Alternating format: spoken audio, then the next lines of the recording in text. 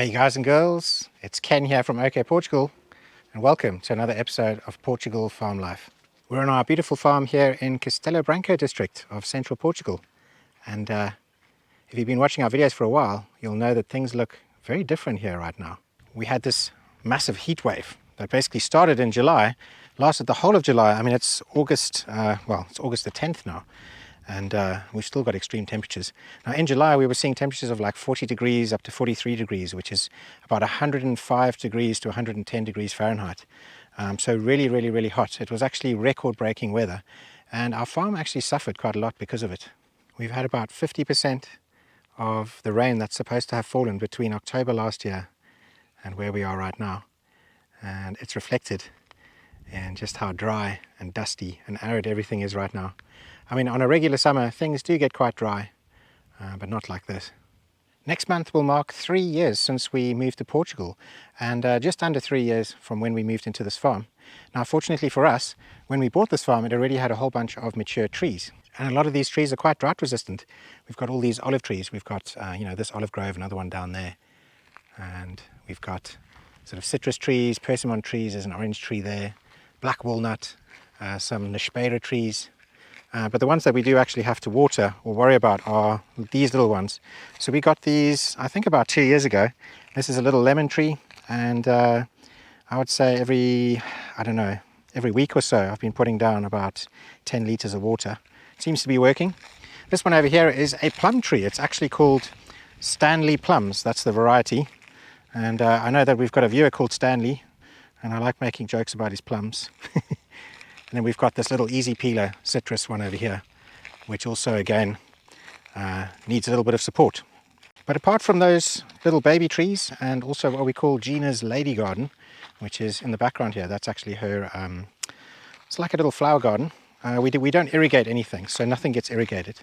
And that's lasted us okay until we hit this severe heat wave and drought. So the last time I had a chance to mow anything was just before the heat wave hit in the beginning of July. And so I mowed everything all around here, and on either side, so on these sides here and this side over here, we've got just basically bare soil. That's all just been tilled all the way down to the bare soil. Now the reason for that is for fires. In spring we have so much grass in the fields, and if we just left that grass in the fields, what's going to end up happening is it's just going to turn into like dry tinder basically. It's just going to be a huge pile of fire risk, and so we have to get rid of that. We have to make sure that weeds don't grow back, and we have to make sure that in the summer the fields are nice and safe. And one of the best ways of doing it, which the farmers do here, is they basically use a tiller on the back of a tractor, and they go through and they churn everything up. You can see some of the remnants of the grasses and stuff that are above the ground, but there's a lot that's actually gone deep into the soil. It is an eyesore to have these big open fields. It's also not really good for fields to be lying like this, open and exposed to the sun, especially during these harsh summers. But we had some problems this year.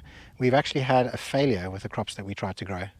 Now, because we've got this maximum fire risk at the moment, we've got this drought, we've got this heat wave, it's a really good idea for us to have this sort of fire break between this forest in the background here and where our houses are. You've got to have at least 50 meters by law, and it also gives us a lot of peace of mind. So many years ago this farm started out as a sheep farm, and then we came along and we bought it. Now we're not keeping sheep or anything like that, because for us it's very time consuming, it's very time intensive to keep sheep. But what we can do is we can still grow lots and lots of grass. Now that grass is quite valuable, especially now that animal feed prices are going up. We have a lovely neighbor who helps us with lots of stuff on the farm, and in return we let him graze his sheep on the farm. We let him make hay bales and stuff. So essentially in the spring, in the winter and in the springtime, that's when all of the grass grows on the fields, and by the end of spring we want all of that grass gone because it's a fire risk. So Joaquin comes along, he cuts it down with his tractor, he comes along with his baler and he bales it up into hay bales, and then that becomes his sheep's sort of summer food. Because right now in the summer these fields are just dry and dusty. There's absolutely nothing for them to eat, so it's really important that he has all of this food stored up and ready to go. So we've had a little bit of a crop failure this year. This whole field by now should be full of corn that's probably about waist high, and as you can see there's very little of it. after Joaquin bales up all of the grass and he tills all of the fields so that they're down to dust, for fire reasons, one of the crops that they plant in the summertime is corn. And the reason why they do this is because corn is a very hardy crop. It needs little to no water for it to actually grow into green stalks with green leaves. The only time that you only really need to irrigate it is if you're going to be wanting to grow corn cobs. So year on year so far, we've just been planting corn. There's been absolutely no irrigation, and they've come through as the most amazing green, vibrant crop. And then this is used for the sheep to eat. So, there's a whole bunch of fields all around us, and Joaquin basically tends to all of these fields. And he has arrangements with the people that own all of these fields that he will look after them. He'll make sure that there are no fire risks or anything like that. And in return, he will grow his corn on there. He'll grow grass and stuff like that on there. Now this year, him and all the other farmers in the area are having some serious problems growing this corn because it's just been too hot and there's been a lot of seed failure. Now I'm not sure if these big areas over here where the seeds haven't taken are like if the seeds are still viable, but we can see that they have taken in these areas, and this kind of shows you where the most amount of water is. We've got like a very dark patch over there.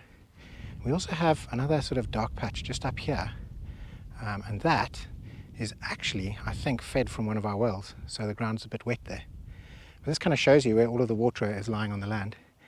This section at the bottom here, this is about 10 meters lower than our house. With the rising cost of animal feed and the fact that most of the farmers in the area, and I'm guessing all over Portugal, have lost most of their corn crop this year, I'm guessing it's going to be pushing prices up for all of these farmers and all of these producers. And that means that we're probably going to be seeing these increases at the supermarket next time we check out. One of the things I really love about this farm is just how different every single season looks. Winter, amazing, green, incredibly wet. We even have like that whole bottom field there where all the corn is, it almost turns into a lake. And then you've got spring, you've got the most amazing flowers. It's just, incredible, like shoulder high flowers, wildflowers, blossoms, green manures. And now we have summer, and look how dry and arid everything is. I mean, you almost can't recognize the place. Autumn's coming soon, and hopefully we're going to have some rains, and hopefully we're going to start to get like the birth of some of the flowers coming back and some of the greenery coming back. But it is just an amazing place to be, where you can really see all of the seasons so well defined. Living in England for the last 19 years, it was almost like winter followed by a couple of weeks of summer and then back into winter again. So I'm just loving every second of it.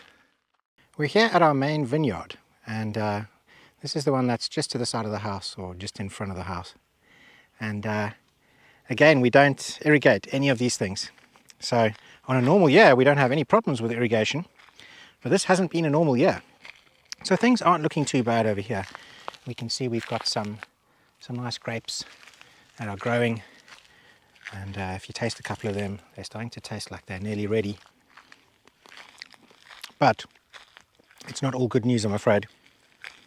Some of them have basically turned into raisins, and it's affecting a lot of the crop this year. So we've had 2 summers before this, we've had 2 crops before this, and both of those crops went to our neighbors.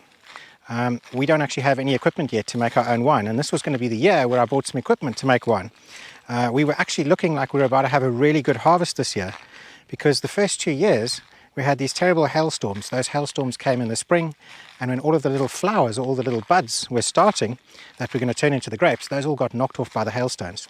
Now this year it was different. We didn't have any of these hailstorms, and so it looked like we were about to get a bumper crop. I was super excited, and I was going to buy the winemaking equipment and stuff like that.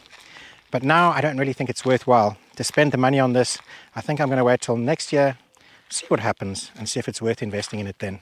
You can see we have very slim pickings, and it's probably just not worth our while to try and spend all the money on the equipment needed to make wine out of this. And you're probably wondering, why on earth don't I just irrigate? And the reason for that is because if you start to irrigate, you have to keep on irrigating, otherwise the plants are going to die. What ends up happening is they develop a shallow root system, and that shallow root system basically means that they can't find water in the summer on their own without irrigation. It also means that when the sun's baking down on the soil, it's gonna cook those roots. It's gonna kill that plant. One of the ways that you can encourage a deep root system with these vines is to basically till between the rows. So in our first 2 years, Joaquin would come here with his tractor and he would basically till all of the soil between the vines. You can kind of see how close that you actually get to the vines. And what that does is it basically chops up all of the shallower roots and encourages the plant to basically put its roots deeper. This was the first year that we didn't till between the vines, and we actually had very nice green sort of grass growing between here and all of the different rows, and it was looking really good. But unfortunately with the summer sun, it's just completely baked out all of the grass.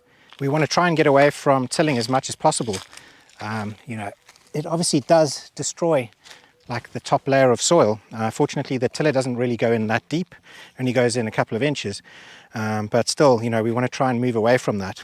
It's proving to be very, very difficult, and that's because the main use of that tiller is to keep the fields nice and clean and clear and free from weeds.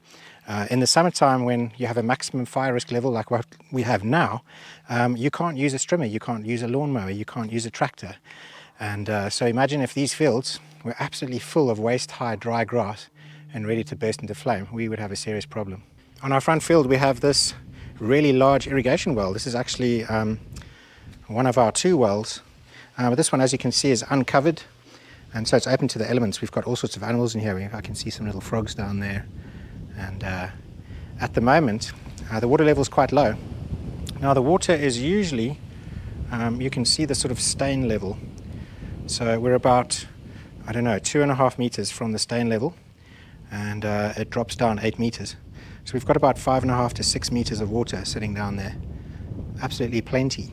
To get the water out of the well, we have this pump house over here. That's got a nice powerful 3-phase electric pump. And that pump is basically attached to some steel piping that takes the water all the way up to where our house is. Now obviously this is not a clean well, so it doesn't go into the house, but the water goes there, and from there we can still use it in different areas. This pump house also has a tap on the outside, so we could attach a hose, a sprinkler, also like a drip system to it if we wanted. So yeah, the farm is looking really different. Like this summer, it's so much drier than I've ever seen it before. But still, you know, considering that there's no irrigation going on any of these trees or plants, things are still looking pretty good. Next to the pump house, we've got this big apple tree. Okay, that one's not looking too great. None of them are actually looking too great. And some of them actually, as I walked past, look like they're getting burnt by the sun. But the actual leaves on the plant look quite good. It doesn't look like it's too dry or anything like that. So that's pretty impressive considering the time of year. And on this horizontal row, we've got some edible grapes. Now these aren't ready yet, but just look how many we've got. And these ones aren't looking too bad. They aren't looking dry or anything like that. And there's just tons and tons of them. Nice edible white grapes. And then we've got some darker ones over here. So these are actually looking surprisingly good. This summer heat wave ended at the end of July. We still had temperatures of about 40 degrees going into the beginning of August. And now that we're in the second week of August, the temperatures have been sitting around 35 to 37 degrees during the day. And unfortunately at night time, it's still about 30 degrees inside our house at midnight, which is super uncomfortable. So yeah, fortunately for us, we built this little dipping pool, and it's not uncommon to go in there at midnight and have a little dip. During the days at the moment, it's just too hot to be outside and in the sun. I mean, obviously while I'm filming this video for you guys, I'm outside and in the sun, but I'm absolutely sweltering. That's why I have to wear these like vests, and yeah, 37 degrees. It's not as, it's not as hot as 40, but it's still quite uncomfortable. Now, in all of this time, I've actually had to do like property videos. During the week, we go out and we shoot property videos for people who can't visit Portugal, but want us to go there and have a look at a property for them and review the property for them. And I've been doing okay. You know, I'm a South African. I'm used to the heat. But my cameras, on the other hand, I mean, they just are not keeping up. I shoot in Ultra HD 4K, and so my cameras are almost melting. Some of our battery packs have swollen so much that they look like they're going to explode. So yeah, I've actually had to carry water around with me so that I can dunk my cameras into water. Obviously, I put them in some kind of waterproof thing first. But that's a first, you know, dunking your cameras in water to cool them down. Now, if you've been watching my videos for a while, you'll know that we have a serious fly problem. I mean, this is a fly trap over here. That's about 3 days old, and already look at the layer of dead flies in it. This one over here is a couple of weeks old, and well, it's all the liquids evaporated, and this is just solid fly mass.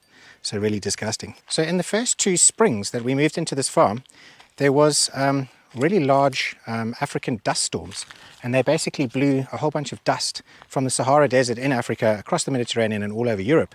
Now what happened in those first 2 years is they actually killed a whole bunch of swifts and swallows, which are a type of bird that eat flies. While they were migrating and flying, they basically hit these dust storms, and a whole bunch of them reportedly died. And I think that's the reason why we had such bad problems in our first 2 years. We've got these fly traps dotted all around the farm, and you know, in the first 2 years we had about 10 of them all over the place, and even that wasn't keeping it back. But this year it seems to be doing the job. Like, we've got the old one over here, we've got a new one which is just started over there. They're incredibly stinky things, but super effective. Now this isn't an advert, but basically it's a recommendation. This is an amazing product. It's called Red Top, and you can buy them on Amazon Spain. If you buy them on Amazon Spain, you can get, I'm not sure if it's free delivery, but you can basically get delivery to Portugal. They work out at around 10 euros per trap, and we usually have between 5 and 10 traps placed all around the farm, and they last a couple of weeks. If you have a serious fly problem, they'll last about a month. So it can be quite expensive, but it is well worth it. I mean, since we've got these traps this year, we just have absolutely no flies, and it's been an absolute life changer, because I can't tell you how annoying the flies are in Portugal. In South Africa, flies are annoying, you know, they kind of buzz around. In Portugal, flies will land all over your face, all over your legs. When you shoo them away, they'll land again on the exact same spot. They'll just keep landing on that same spot. It's almost like Chinese torture. And yeah, if you don't swat them away, then they bite you, and then you get left with almost like a mosquito bite that itches for like a week afterwards. So they are super annoying here. So it's amazing to find something that works. So not everything is suffering because of the drought and the heat. This is a persimmon or Sharon fruit, and as you can see, these are doing exceptionally well. This tree is basically from China. I believe this is a Chinese plant, and it really doesn't seem to mind the heat at all. On the sunny side of the tree, there's a couple that have got a little bit of sunburn. But yeah, I mean, the ones that are sort of protected and in the shade, and the ones on the other side are all perfect. And these are going to be really nice and tasty in a few months. Our black walnut tree also looks a little bit sad and a little bit droopy. But you know, he does this on a regular sort of summer, and then again he perks up at night time. And he's got some black walnuts for us. So this year, not that many. But I don't think trees do that, you know. I think you have good years and bad years. And this has been a very exceptional year, for sure. So in Gina's lady garden, we have some pomegranates. And, well, we don't have very many. I think there's only 3 on this tree this year. We have some other pomegranate trees on the farm. They don't get watered, and those ones produce much more fruit. And in Gina's, what she calls her lady garden out the front of the house here, that basically gets watered twice a day. So I think it could be something to do with all the water the plant's getting. Our orange tree's looking amazing. Lots of new little oranges growing. They look like little limes at the moment. This tree always does exceptionally well. And this little citrus tree over here, I'm not sure exactly what you'd call it. They're like little mini easy peeler sort of oranges. In South Africa I'd call them nachis. And right now it's got absolutely nothing on it. It's really strange. The first year that we moved into the farm, we only got a couple. Last year we had an absolute bumper crop. I mean, we literally had hundreds of them. And this year right now we don't even have a single sign of a single one growing on there. So a bit strange. We've got lots of different fig trees on the farm, but they've been struggling this year quite a lot. If you look, the fruit on them is very, very small, and also starting to dry up in places. So it's a real shame. So it's been a really hot year, and I'm super happy with the way that the farm's actually reacted to all of this heat. We've still got tons of water, you know, in our agricultural well. Our dam is quite low, but we still have about 6 meters until we hit the bottom, and it's a really large space. And then our main drinking well, or the well that we use for our house, that is about half full. So, I mean, this is really great news. It's almost like this year's been a real pressure test just to see how well the farm does. And, you know, obviously there's things that we can learn and take away from this. There obviously are trees and things that are going to need some support should this weather continue like this. But, yeah, I can safely say, even though summer hasn't finished, it looks like we're going to survive this drought. And it looks like we've survived this heat wave. Okay, so Gina's going to make a little sneaky appearance in this video. Hello! What are you doing, Gina? I'm just about to cycle to one of the neighbours' house for coffee. Oh. Well, coffee. Okay. Yeah. Cool. Should be good. So that's Gina's brief appearance. We'll try and get more of Gina in next week's episode. Maybe. Yeah, she's been super busy. Only if there's lots of nice comments and I might appear. Yeah, cool. Ciao! Bye, Gina. Have fun. Check out our Patreon page by going to patreon.com/OKPortugal, where you can basically find a whole bunch of bonus content. You can also contact us directly through the Patreon messaging system and ask us any questions. If you can't do Patreon, then check us out on Instagram, check us out on Facebook. We put loads of different stories and little video clips and pictures and things like that. So yeah, I hope you enjoyed this week's episode, and let us know what you think in the comments below. And we'll see you next week, same time, same place, for the next episode of Portugal Farm Life.